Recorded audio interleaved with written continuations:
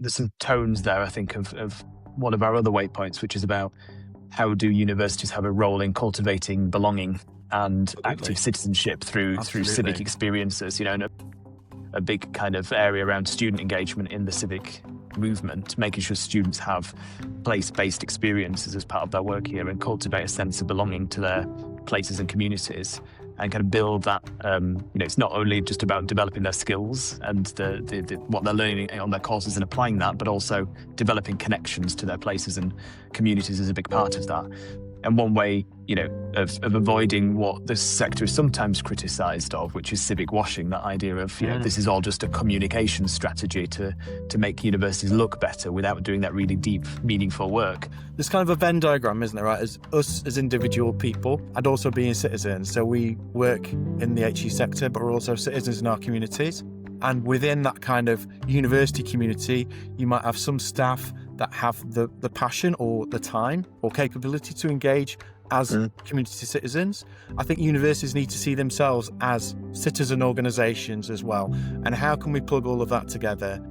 And that includes students too. I think the difficulty in the message is getting across to people who haven't engaged or had the privilege of having university education. What's in it for them, and what... It's a bit like the narrative story aspect versus sort of, data. It's like real world stories are what get points across. And I think that's what we've really tried and done very well at the NCIA, if I do say so myself, is really getting across those stories, make it real and human. These are not just numbers. These are not just, university student numbers on seats. These are real things that happen, and people have an ongoing, transforming lives. That's what we're here to do, but not just the students, but also our communities as well. Yeah, absolutely.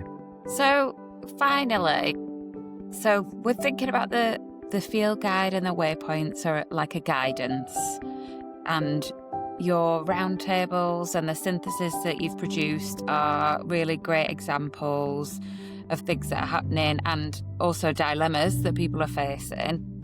So reflecting on those, if you were to give a piece of advice to a civic leader or a vice-chancellor who's watching this right now, what are one or two practical steps that you'd really urge them to take in the next 6 to 12 months around this policy field, around the things that we've discussed? What would you tell them they need to prioritise? Basically, use some of the learning that's already there. You need to talk to your communities and talk to your staff and get the great wealth of learning that's been produced over the last few years and put it into practice.